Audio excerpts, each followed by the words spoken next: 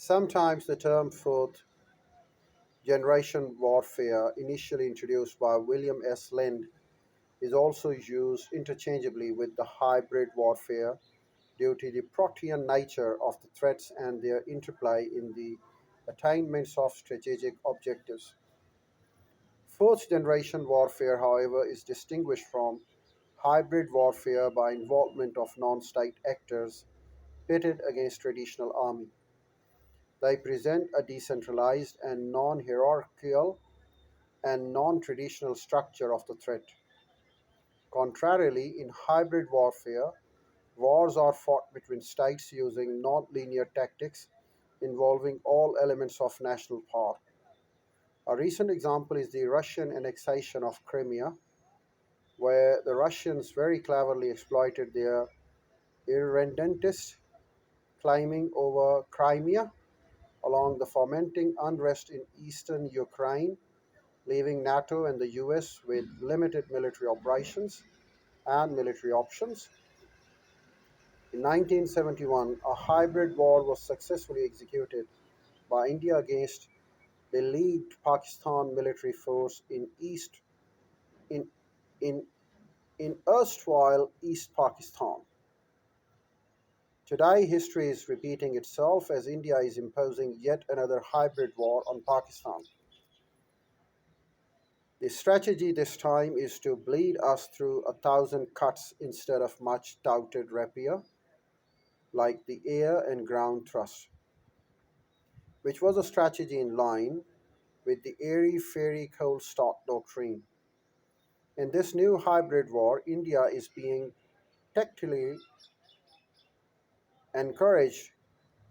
India has been tactfully encouraged by her strategic allies who view South Asia through the prism of a new Cold War. CPEC, China Pakistan Economic Corridor, is being perceived as new red rag to the paranoid neurosis of the Get China camp, which views the Belt and the Road initiatives as manifestation of China's global imperialism. Unfortunately for South Asia, India, supposedly the land of sages, has fallen hook, line, and sinker for the Western narrative, forsaking the geoeconomics and regional connectivity for the geopolitics of big powers, alliances, and influence peddling.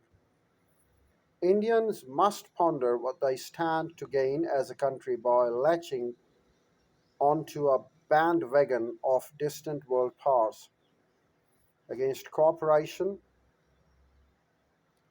Well, it has fallen hook countries driven ethnic line and sinker for the Western tribal differences he cited, the narrative forsaking the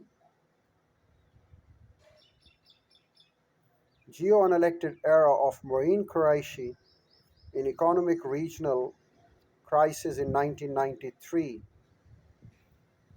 Well, we can talk more about it, and I can explain that, in fact, a fear has been seeded in the hearts of the people, and the Indians have been working on the minds of Pakistani youth, and they are trying to convert them against the state. They are trying to, well, of course, they don't talk against the state, they talk against establishment. And well, there is nothing wrong talking against establishment, there is nothing wrong talking against government, there is nothing wrong talking against the rulers. But they very tactfully, when they talk against the rulers, when they talk against the establishment, when they talk against the government, they in fact divert their opposition against the state of Pakistan. There is a very delicate difference between the state and the establishment. Of course, establishment should stay there for all the opposition, but they don't, in fact, target the establishment. They target state.